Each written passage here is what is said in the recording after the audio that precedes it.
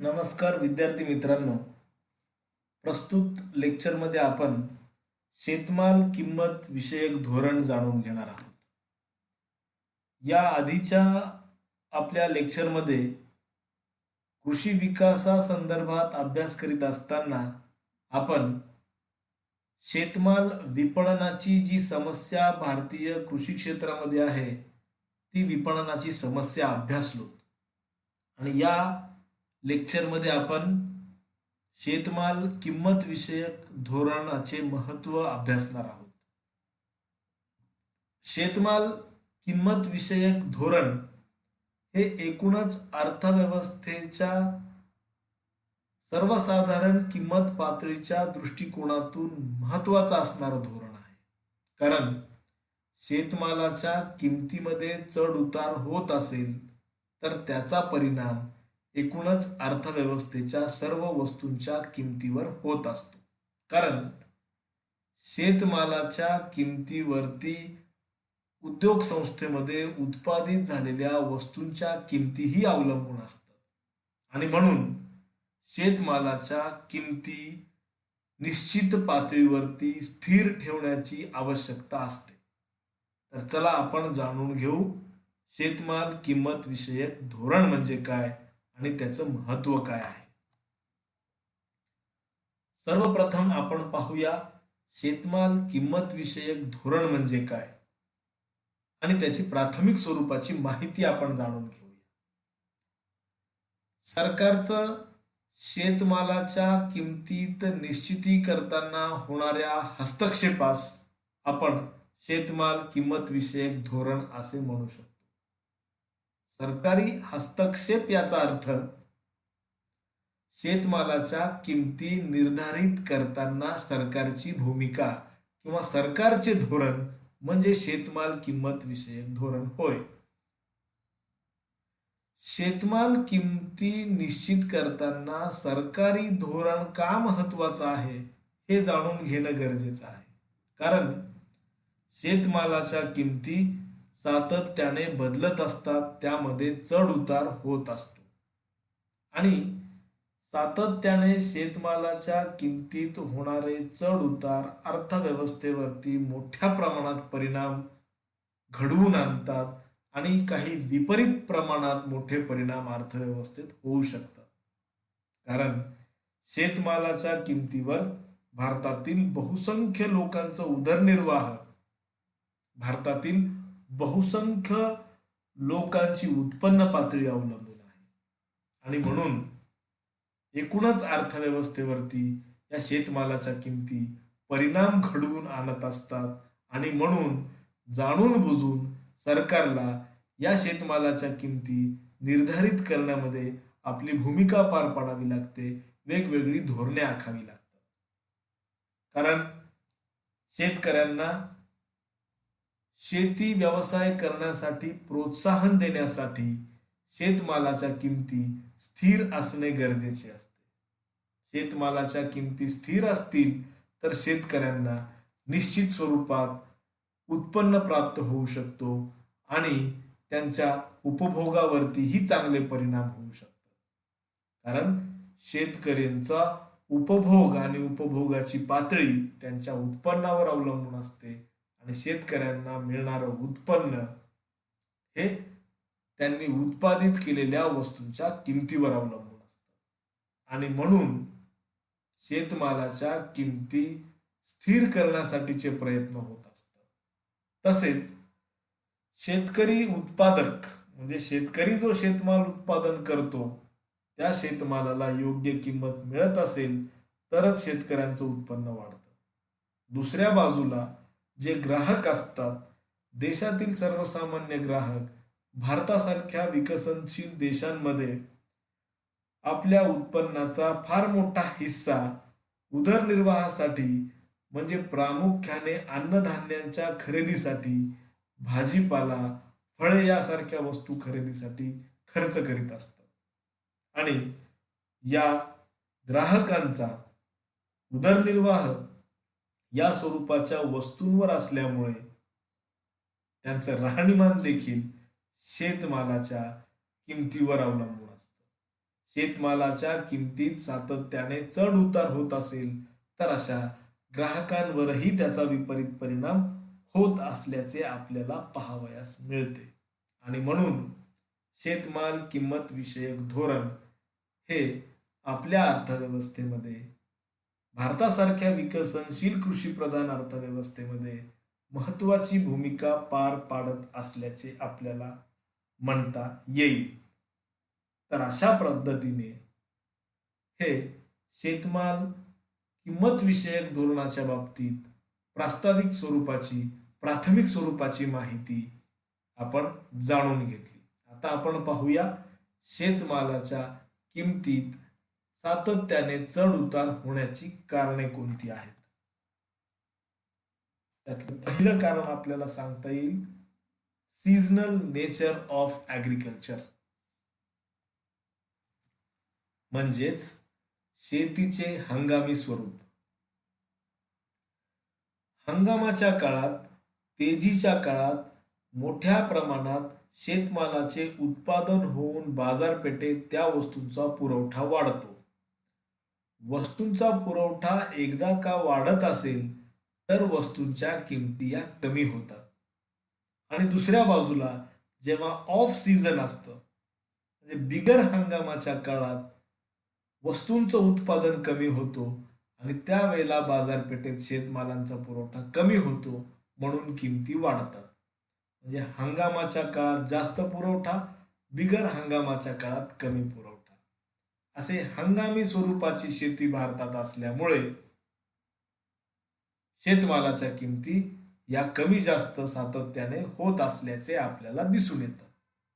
त्यानंतरचं दुसरं कारण आहे नैसर्गिक घटक. जसे की आपल्याला माहित आहे, भारताची शेती ही निसर्गाच्या लहरीवर आजही अवलंबून आहे. कधी वेळेला चांगली पर्जन्यवृष्टी, चांगला पाऊस पडत असेल, निसर्गाची साथ असेल, तर अशा वेळेला शेतमालाचे उत्पादन वाढते आणि उत्पादन वाढून पुरवठा वाढतो आणि किमती कमी होतात. तर कधी कधी निसर्गाची साथ न मिळाल्यास, दुष्काळ पडल्यास, महापूर आल्यास किंवा इतर काही नैसर्गिक संकटे ओढवल्यास त्यावेळेला शेतमालाचे उत्पादन कमी होतो आणि म्हणून पुरवठा कमी होऊन शेतमालाच्या किमती कमी होतात. हे देखील कारण शेतमालाच्या किमती चढ उतार करण्यास कारणीभूत आहे. त्यानंतर तिसरं कारण सांगता येईल ट्रान्सपोर्टेशन, वाहतुकीच्या अपुऱ्या सुविधा. वाहतुकीच्या सुविधेवरही शेतमालाच्या किमतीतील चढ उतार अवलंबून असतो. शेतमाल योग्य वेळेला योग्य त्या बाजारपेठेमध्ये वाहून नेण्याची यंत्रणा असेल तर शेतकऱ्याला त्याच्या शेतमालाची योग्य किंमत मिळत असते. अन्यथा शेतकऱ्याला आपला शेतमाल कमीत कमी किमतीत स्थानिक बाजारपेठेत विकावा लागतो. जर का त्याला वाहतुकीची व्यवस्था उपलब्ध नसेल तर कमी किमतीला तो शेतमाल स्थानिक बाजारपेठेत विकतो. खरेदी करणारा मध्यस्थ जास्त किमतीला तो शेतमाल शहराच्या ठिकाणी बाजारपेठांमध्ये जाऊन विकतो. म्हणजे वाहतुकीच्या व्यवस्थेवरही शेतमालाच्या किमतीतील चढ उतार आणि बदल हे अवलंबून असतात. त्यानंतरचा घटक आहे भांडवलाची कमतरता. शेतकऱ्यांकडे असणारे अपुरे भांडवल. उत्पादक शेतकऱ्यांकडे भांडवलाची कमतरता असल्या कारणाने ते स्वतःचे गोदाम किंवा साठागृहे उभारू शकत नाही.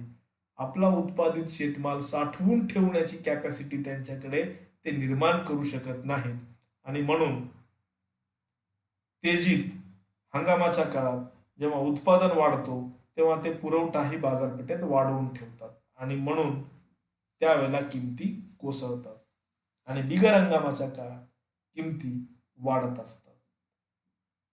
म्हणजे भांडवलाअभावी त्यांच्याकडे साठवणुकीची क्षमता नसते. दुसऱ्या बाजूला भांडवलाच्या अभावी शेतकरी स्वतःची वाहतुकीची साधने देखील खरेदी न करू शकत असल्या कारणाने त्यामुळेही किमतीमध्ये बदल होत असतो आणि म्हणून हे घटक देखील शेतमालाच्या किमतीतील चढ उतारास कारणीभूत आहे. नंतरचा घटक आहे क्रॉपिंग पॅटर्न, म्हणजे याला आपण पिकांचा आकृतीबंध असे म्हणतो.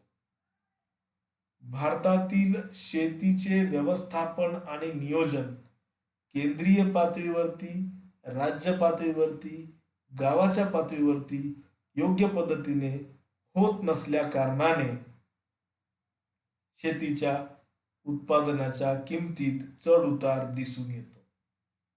म्हणजेच आपण कोणत्या प्रकारच्या वस्तूंचं उत्पादन करावयाचं आहे हे शेतकरी एकत्रित येऊन ठरवत नसतात.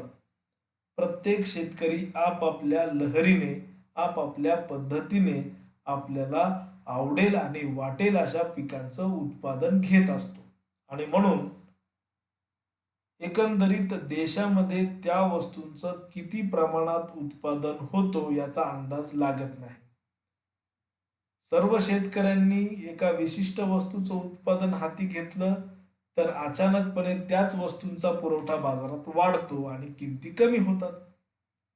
कधी वेळेला शेतकऱ्यांनी एखाद्या विशिष्ट वस्तूंचं उत्पादन घेतलं नसेल, त्यांचं काही नियोजन नसेल, तर त्याचा पुरवठा कमी होतो आणि किमती वाढतात आणि म्हणून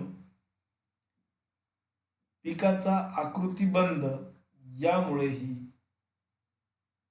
सदोष आकृतीबंध यामुळेही वस्तूंच्या किमती या सातत्याने बदलत असल्याचे दिसून येतात.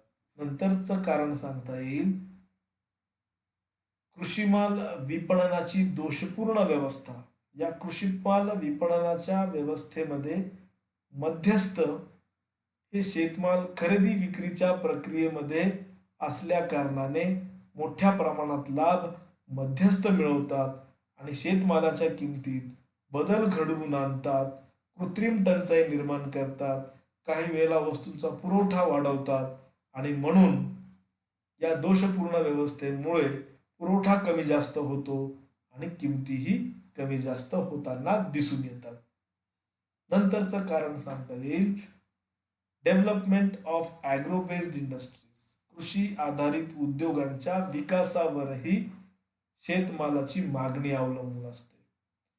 देशात कृषी आधारित उद्योगांचा सातत्याने विकास होत असेल तर कृषी मालाला कच्चा माल म्हणून मागणी मिळते आणि त्यातून किमती वाढतात आणि असे कृषी आधारित उद्योग डबघाईला येत असतील, बंद पडत असतील, आजारी पडत असतील तर त्यावेळेला अकार्यक्षम असतील तर अशा वेळेला कृषी क्षेत्रात उत्पादित झालेल्या शेतमालाला कच्चा माल म्हणून कमी मागणी येते आणि त्या कारणास्तव किमती वाढत कमी होत असतात. आणि शेवटचं कारण सांगता येईल असंघटित बाजार यंत्रणा. शेतकऱ्यांच्या शेतमालाच्या बाबतीत बाजार यंत्रणा असंघटित असल्या कारणाने, अनऑर्गनाइज्ड असल्या कारणाने शेतमालाच्या किमतीत चढ उतार होत असतो. तर अशा रीतीने शेतमालाच्या किमतीत चढ उतार का होतो हे आपण या काही ठराविक मुद्द्यांच्या सहाय्याने अभ्यासलो. इथून पुढच्या नंतरच्या लेक्चरमध्ये आपण शेतमाल किंमत स्थिरीकरणाचं धोरण कसं महत्वाचं आहे हे अभ्यासू. या लेक्चरमध्ये मी इथेच थांबतो. धन्यवाद.